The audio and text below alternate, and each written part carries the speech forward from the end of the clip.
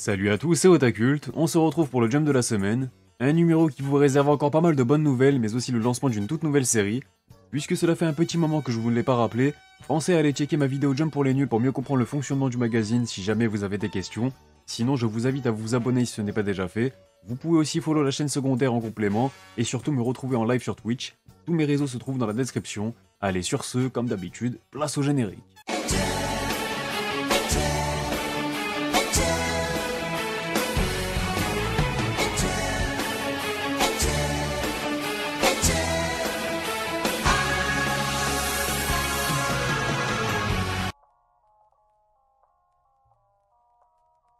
Tout d'abord, commençons par la partie hors classement. Cette semaine, c'est encore une nouveauté qui revient à la couverture, celle-ci s'intitule Rory Dragon, une nouvelle série signée Masaoki Shindu, jeune auteur inexpérimenté qui était d'ailleurs l'ancien assistant de Ryoji Hirano, l'auteur de Boss Beat et dessinateur du spin-off Kimetsu no Yaiba Gaiden. Rory Dragon s'offre bien évidemment un color spread et je vous rappelle qu'il s'agit de la sérialisation du one-shot du même nom, paru dans le Jump Giga hivernal de 2021, qui avait rencontré un certain succès. Et derrière, en parallèle à ça, les retours ont été plutôt bons sur le Twitter japonais, à voir si ça se confirmera dans les semaines à venir. Les autres pages couleurs reviennent quant à elles au second chapitre de l'autre nouveauté nommée Aliens Area.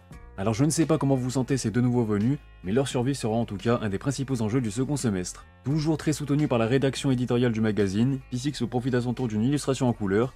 C'est aussi le cas de l'habitué Mission Ezakura Family, qui s'illustre également avec une jolie page couleur. On passe à la catégorie dédiée aux dernières nouveautés qui intégreront le classement dès leur 8ème chapitre. Super Smartphone signe donc cette semaine son 6ème chapitre et n'a donc plus que 2 petites semaines à patienter pour être enfin jugé.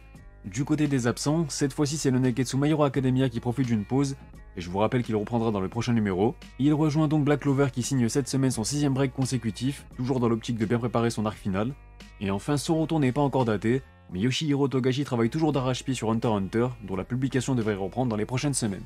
En attendant, place maintenant au classement qui est composé de 13 mangas, soit exactement pareil que la semaine passée.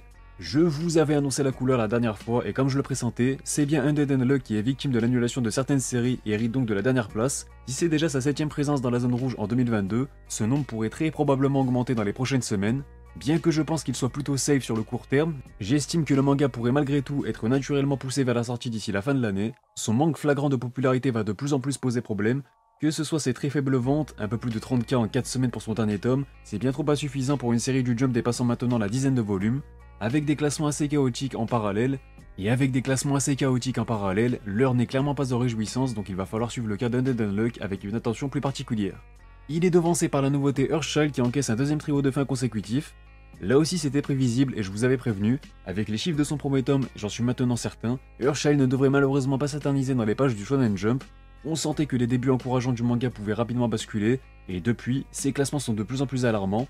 Couplé maintenant à des ventes catastrophiques, le doute n'est plus permis, le manga devrait être annulé dès le prochain round de nouveautés. Et c'est encore une fois sans surprise Doron Dororon qui vient compléter le trio de fin pour la 4ème fois consécutive le concernant. Alors je me répète encore, mais si la série a échappé à une annulation dans l'instant T, au détriment de ses concurrents qui étaient Ayashimon et Shugomaru, pour moi ce n'est que partie remise, puisqu'en effet les ventes de son second volume fraîchement paru se sont révélées encore plus mauvaises que celles de son premier tome qui était déjà catastrophique.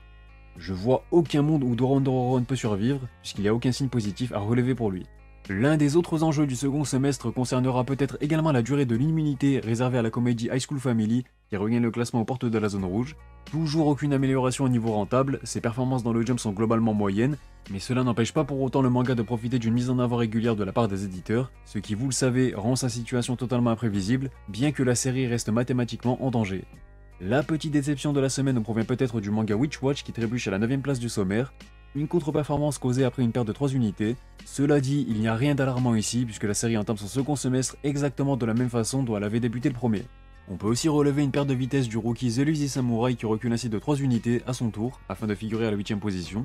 Le manga de Yusei Matsui retombe donc dans ses habitudes observées depuis le début de l'année. Et c'est bien dommage puisque ça faisait 2 fois qu'il parvenait à se maintenir dans le top 5. 7ème position légèrement amère pour la dernière belle surprise du Jump, et je fais bien sûr référence à Akane Banashi. Cette série centrée sur la thématique du Rakugo effectue son retour dans le classement après avoir profité d'une page couleur, en égalant sa plus mauvaise prestation. Cela dit, vous allez voir dans quelques minutes que ses ventes sont très prometteuses. Et c'est un retour plutôt timide aussi pour la romance Blue Box qui devra se contenter de la 6ème place dans ce numéro. Je vous rappelle qu'elle avait également profité d'une page couleur la semaine passée. Globalement, elle reste aussi dans la lignée de ses prestations de cette année. On arrive au top 5 et on retrouve Mashle pour la première fois depuis le jump numéro 19, grâce à sa progression de 2 échelons. Alors cela fait quelques temps que je souligne que le manga redresse tout doucement la pente, et j'ai une stat à vous partager qui l'illustre parfaitement. Sachez que depuis sa 13e place obtenue dans le numéro 21-22, Mashle n'a fait que remonter dans le classement à chaque numéro depuis. Toujours habitué à nous troller, la comédie Mien Roboco s'amuse tout aussi bien à jouer aux montagnes russes en délivrant des classements tous plus irréguliers les uns que les autres. Un temps dans le bas du tableau, un temps dans le haut du panier.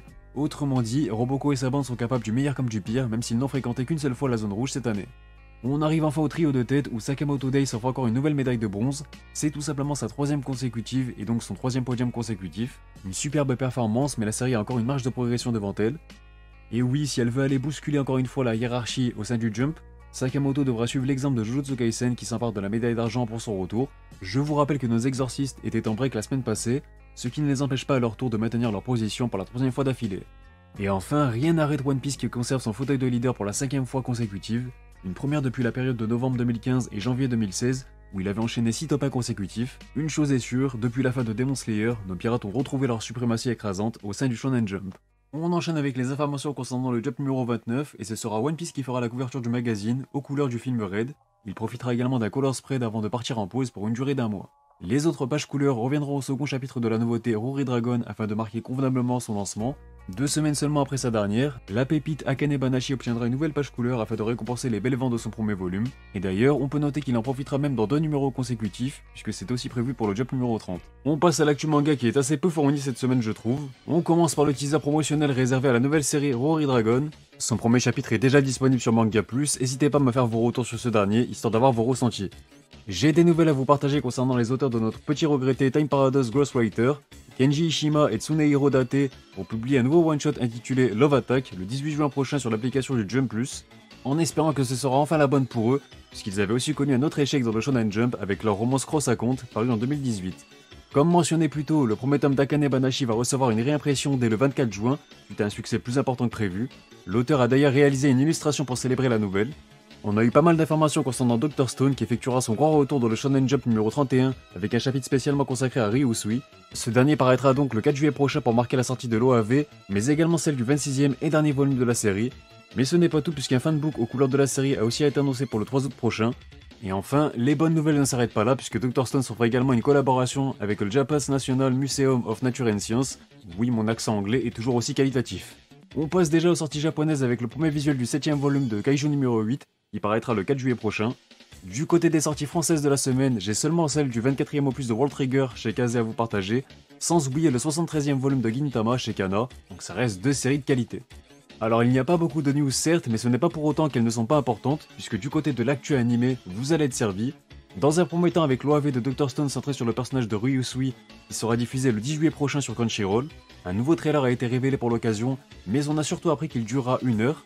Mais l'autre gros morceau nous vient d'Oshinoko, dont le manga fraîchement arrivé sur la plateforme Manga Plus va être adapté en animé. Un premier visuel clé accompagne cette annonce et j'aime beaucoup l'illustration. On n'a pas encore d'informations sur sa date de diffusion, mais il sera produit par le studio Doga Kobo. Daisuke Hiramaki et Shao Nekotomi, qui a d'ailleurs travaillé sur Love is Like a Cocktail, en sont les réalisateurs. Jin Tanaka, qui a travaillé sur The Misfit of Demon King Academy, assure la composition. Et enfin, Kana Hirayama sera quant à lui chargé des chara-design. Il a notamment bossé sur Reta Girlfriend.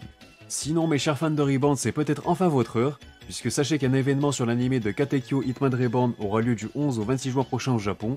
Et selon les premières rumeurs et des sources assez fiables généralement, il pourrait s'agir d'un remake de l'anime. Info à prendre avec de grandes pincettes, on n'a pas encore de confirmation, mais vu que la rumeur se propage grandement sur Twitter, sur tous les réseaux, je pense que je peux commencer à vous en parler aussi. Bien entendu, je vous reconfirmerai tout ça dans les prochaines semaines, mais en tout cas ce serait amplement mérité pour Rebound. Concernant l'actu gaming, le jeu One Piece Odyssey a dévoilé ses personnages dans une nouvelle bande-annonce révélée durant l'événement Summer Game Fest 2022 tenu en stream. Le jeu sortira cette année sur PS5, PS4, Xbox Series et PC via Steam. On arrive à la minute review et comme prévu j'ai choisi de vous présenter la nouveauté Akane Banashi. Akane Banashi est un manga écrit par Takama Samue et dessiné par Yuki Tsunehaga. Voici un petit résumé. Shinta s'est perfectionné très endurant afin d'atteindre le statut de Shinushi, le plus haut rang des Rakugoka. Mais malgré sa très bonne performance lors de l'examen de passage, le juge de l'épreuve, l'émérite maître Arakawa Isho, a décidé de renvoyer de l'école Arakawa l'ensemble des participants sans donner davantage d'explications. Ainsi s'arrêta net la carrière de Shinta, qui avait tant sacrifié pour accomplir son rêve. Mais Akane, la fille de Shinta qui admirait son père, et son Rakugo plus que tout, ne compte pas en rester là. Alors on est clairement sur une belle petite surprise qui sort aisément du lot de par ses thématiques. On aborde ici le Rakugo, une discipline que l'on connaît très peu et qui s'apparente en quelque sorte à du théâtre et l'univers de la comédie, de l'acting et de l'interprétation.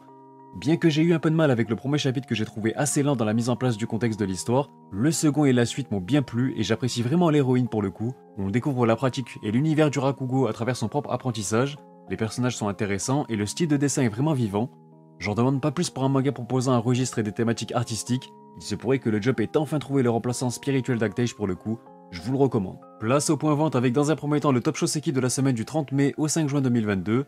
Cette fois-ci on va pouvoir revenir en chiffres sur les sorties du 3 juin dernier qui ne comptent donc que 3 jours de vente. Sans surprise, le second tome de la comédie Protect Me Shogomaru effectue un démarrage catastrophique puisqu'il ne figure même pas dans le top 500, ce qui explique l'absence de chiffres et démontre encore une fois son flop astronomique. L'autre nouveauté, Doron Dororon effectue de nouveau un démarrage catastrophique puisque son second tome n'a écoulé que 2307 exemplaires, encore plus décevant que son premier tome et qui vous appuie encore plus fortement l'éventualité désormais très probable d'une annulation prochaine. Il est devancé par la nouveauté Herschel qui réalise un départ au moins aussi désastreux, comme nous le montrent Les Misérables 2660 unités écoulées par son premier tome. Ils sont même devancés par le 6ème tome de la comédie High School Family, réputé pour ses faibles ventes, c'est dire. En tout cas, celle-ci a écoulé 2828 copies en 3 jours également. Vient ensuite les 5390 exemplaires vendus par le 9ème et dernier volume du regretté Magu-chan, dont certains lecteurs auront prouvé leur fidélité jusqu'au bout. On sait que le deuxième tome du prématuré Ayashimon figure à la 91ème position suite à ses 6515 copies écoulées en 3 jours. C'est moins que son premier tome qui partait à plus de 8000 unités sur le même nombre de jours. Et enfin, c'est malheureusement la nouvelle pépite Akane Banashi qui loupe de très peu une entrée fracassante dans le top 50 Oricon pour ses débuts. Malheureusement, ses 10 151 unités lui permettent de prétendre à la 57ème place, ce qui reste un score tout à fait honorable pour une nouveauté. Et enfin, pour finir, on passe au top Oricon concernant la semaine du 30 mai au 5 juin 2022 également, et on entame ce top avec l'apparition du 8ème volume de la comédie Miedroboko à la 50ème place. 10 910 exemplaires écoulés en 3 jours, il est en avance de quasiment 2000 unités par rapport à son tome 7. Il est devancé par le 102ème opus de One Piece qui réapparaît à la 47ème position, avec plus de 11 000 copies vendues, permettant à son total de cumuler plus de 1 630 000 unités. Un cran au-dessus, on retrouve encore le 3ème tome de Shujin X, qui continue naturellement de perdre du terrain au fil des semaines. Cela dit, il se rapproche déjà de la barre des 80 000 exemplaires vendus. C'est au tour du fanbook de Spy Family de refaire son apparition dans le top en s'offrant la 43ème place. Ces 12 400 exemplaires vendus permettent à son total d'avoisiner déjà la barre des 130K. De plus en plus décevant, Mission Izakura Family effectue son entrée en scène à la 39ème position avec la sortie de son 13ème volume. Ce dernier totalise 13 163 copies vendues en 3 jours, accusant ainsi un certain retard de 2300 unités par rapport à son tome 12, à voir s'il pourra se rattraper la semaine prochaine. 29ème rang pour le 19ème opus de Jujutsu Kaisen qui continue son bonhomme de chemin, en se rapprochant même des 1 650 000 exemplaires vendus. Le 34ème volume de My Hero Academia effectue lui aussi son retour à la 24ème place du top, grâce à un bon stock de 20 000 unités, lui permettant de se rapprocher quant à lui du cap des 630K. Il est devancé d'un rang par le 6ème tome fraîchement sorti de Witch Watch qui totalise pas loin de 20 000 copies vendues aussi. La comparaison avec son tome 5 est moins pertinente puisqu'il s'était appuyé sur 16 jours de vente en comparaison, d'où ses 30K, à voir si le tome 6 fera mieux avec une semaine complète à son tour. La 21ème place revient au 9ème opus du Eishi Ayakashi Triangle, récemment transféré vers le Jump Plus. Il totalise 23 500 unités, c'est presque 2000 de moins que le tome 8, donc là aussi on est sur un léger retard.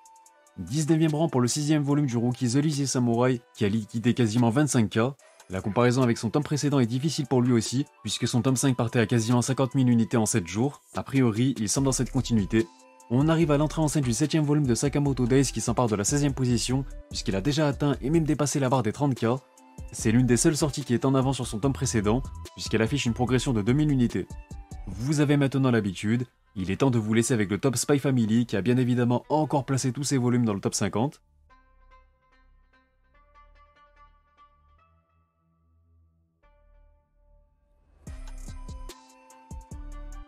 Cinquième rang pour le 5ème volume de Blue Box qui part avec quasiment 41 000 unités coulées en 3 jours.